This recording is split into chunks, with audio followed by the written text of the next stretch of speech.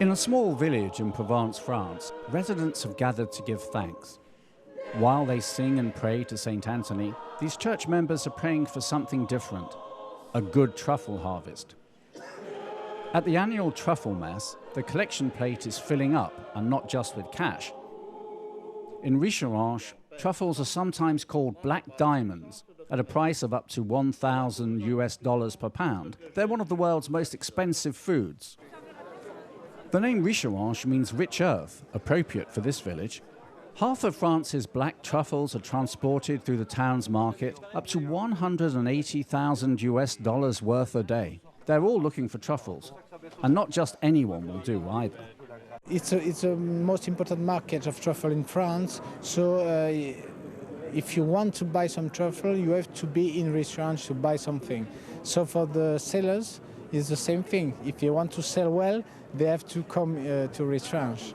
Provence generally brings to mind summer holidays, lazy afternoons, and ancient customs. In winter, though, the small town's pace speeds up considerably. Many of the region's farmers also work as truffle hunters. Most of the business is done discreetly from the backs of the brokers' cars. One small bag of truffles is worth hundreds of US dollars, so the trade is certainly lucrative. I do think they buy apartment and so on the Riviera with this money. I know that. The buying and selling of truffles is mainly a cash business. It's usually under the table. This means that the brokers often don't pay any taxes on the money they earn, and neither do the hunters. Most people presume that truffles are only an expensive luxury for the rich. However, ordinary people who cook at home often spend money on them too. France's gourmet food companies also buy truffles from the brokers and export them to restaurants in the US, Japan, and elsewhere. The demand is high, but unfortunately, the supply is decreasing. Today, if you find 100 tons, it's a very good production. In fact, most of the time, it's more like 20, 30, or 50 tons compared to 1,100 years ago. The best truffles are deep black with white veins, but there are fewer and fewer of them available these days. One major reason for the decrease could be the recent changes in Provence's truffle growing environment.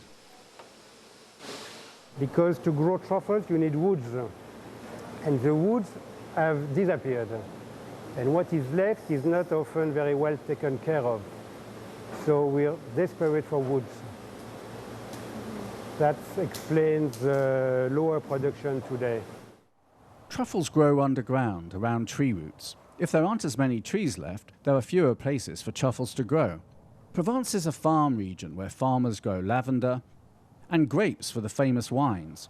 Now only a few places remain that allow truffle growth. Truffle hunter Joel Bartholomew is looking for those places with the help of his yellow Labrador Jade. Jade is a trained sniffer dog.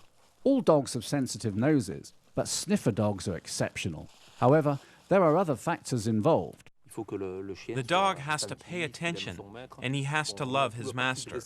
You can do all the training you want, but the dog has to want to please his master. Jade seems to have the capacity for both of these requirements. She's found something and gets a treat for her effort. As the two hunters continue their search for truffles, it seems that for today at least, there's no truffle shortage here. Perhaps Saint Anthony has listened to the truffle hunters' prayers after all.